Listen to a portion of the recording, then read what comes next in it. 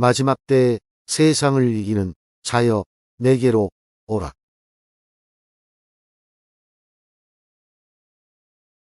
오늘의 주제, 사탄의 괴계와 악의 세력들. 종말의 사건들을 다룰 때 반드시 언급될 수밖에 없는 대상들이 있습니다. 그 존재들이란 다름 아닌 사탄과 그의 수하들 그리고 악한 그의 추종자들입니다. 일반적으로 사탄은 악의 화신이라고 하는 인식이 팽배하지만 성경적인 진실은 그 역시 악에 지배된 천사로서 그 누구보다 가장 강한 권능을 가진 우두머리일 뿐이라는 사실입니다. 즉, 사탄은 악한 무리의 우두머리이긴 하지만 악이라는 본질 그 자체는 아니라는 뜻입니다. 사탄은 거짓의 아비가 되었다라고 하신 예수님의 질책과 증언이 이를 뒷받침합니다.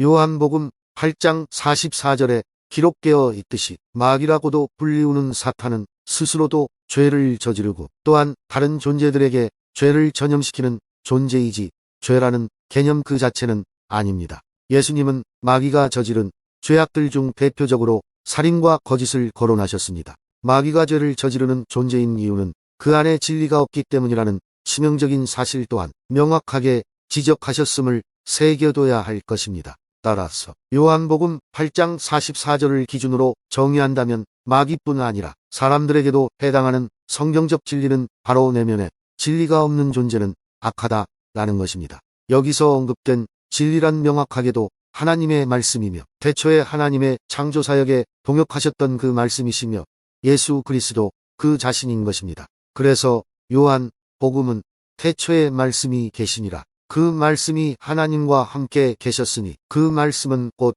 하나님이시라라는 구절로 시작되는 것입니다. 또 다른 성경적 증거로서 사탄의 본래적 존재는 에덴 동산을 지키는 그룹 천사들 중 하나였다는 사실입니다.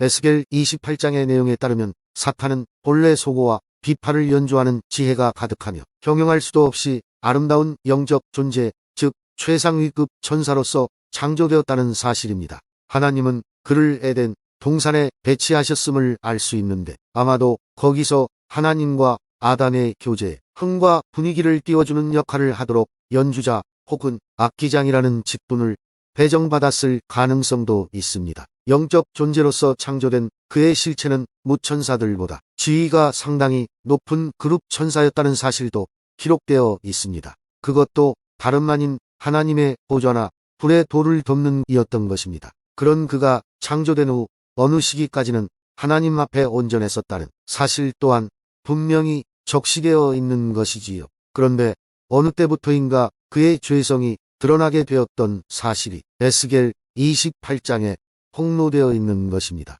이처럼 사탄은 악 그 자체가 아니었다는 점은 명확합니다. 그랬던 그가 타락하여 악 중에 악이라는 존재가 되었던 것이지요. 그뿐만 아니라 이사야 14장에도 사탄이라고 알려진 루시퍼에 관련된 폭로가 기록되어 있습니다.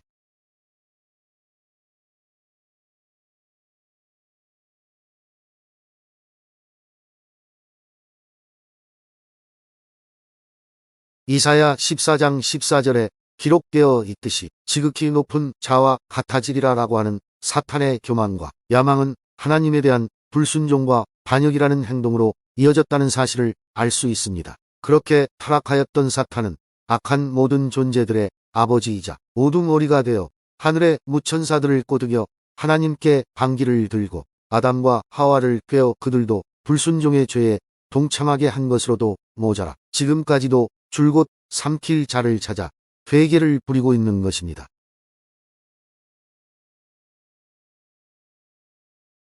사탄이 삼키고자 하는 먹이감은 어떤 사람들이라고 생각하십니까? 첫째, 예수 그리스도는 살아계신 하나님의 아들이다 라는 성경적 진실을 믿지 않는 자들입니다. 둘째로, 믿음이 있다고 자처하는 신앙인이라고 하더라도 실제로는 성령의 임재를 누리지 못하고 있는 사람입니다. 하나님의 말씀 즉 믿는 자들에게 영생을 누리게 하는 생명의 말씀은 예수님의 공생애, 사역과 제자들과 초대 기독교인들을 통하여 온 천하만민에게 선포되었고 전파되어 왔습니다. 그런데 여기서 예수님께서 씨 뿌리는 농부의 비유에서 언급하셨듯이 그 생명의 진리인 말씀이라는 씨앗이 뿌려졌을 때 그것을 받아들이는 사람들의 마음의 자세와 의지가 어떤가에 따라서 누구는 딱딱하고 생기도 없는 길가와 같으며 누구는 부드럽고 촉촉하여 생기가 가득한 옥토와 같다는 사실을 분별할 필요가 있는 것입니다. 믿음이 없는 자들은 길가에 뿌려진 씨앗처럼 말씀을 외면하고 거부하며 방치하다가 미처 싹을 틔울 기회조차 상실해버리는 그런 구제불능한 자들을 일컫습니다. 그런 자들은 이미 사탄의 먹이로 삼켜진 바 죄사함과 구원의 길에서는 탈락한 자들입니다. 이와는 반대로 옥토와 같은 마음을 가진 사람은 성령이 내주하셔서 믿음의 여정을 인도하시는 은혜를 누리며 살아가는 사람들이며 하나님의 진리의 말씀 안에서 생명이신 그 말씀이 싹트고 자라 열매를 맺는 진정한 성도라고 할 것입니다. 그렇다면 돌 혹은 바위와 가시, 엉겅퀴 같은 마음의 사람들에게는 어떤 일이 일어날 것인지 궁금할 것입니다. 예수님께서는 이와 관련하여서도 짧지만 엄중한 설명을 하셨습니다. 힘들고 혹 뿌리를 내려 싹을 틔우기는 더욱 힘들고 싹이 나도 곧 말라 시들어버리는 그런 마음을 가진 사람의 경우를 지칭합니다. 즉 믿는다고 스스로 여기며 살다가도 시련을 당할 때 하나님과 말씀을 배반하는 자들을 지칭합니다. 그런 자들은 자칫 구원을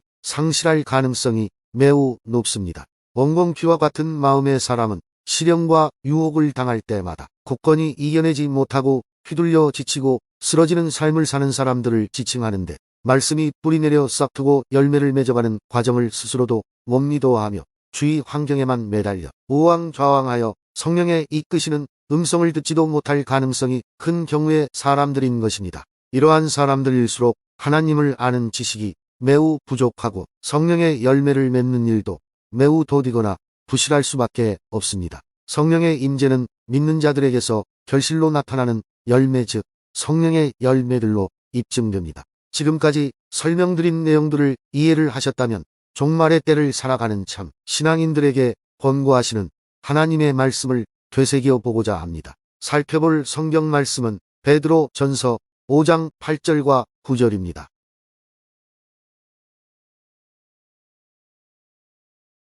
하나님의 진리의 생명의 말씀과 예수 그리스도의 보혈로 완성하신 구원의 복음을 믿는 믿음 안에서 근신하고 깨어있고 대항 혹은 대적하는 일이야말로 실제로 눈앞에 임박한 종말의 때에 더욱 거세지고 있는 사탄의 계략을 이겨낼 수 있는 첩경이요 유일한 길인 것입니다. 그렇다면 마귀의 계략을 이기기 위해서 근신하고 깨어있고 대항하기 위한 구체적인 방법은 무엇일까요? 당연하게도 성경 말씀에는 그에 대한 답이 분명히 제시되어 있습니다. 그것은 다름 아닌 하나님의 전신갑주인 것입니다. 에베소서 6장 10절부터 17절까지의 내용이 그것입니다.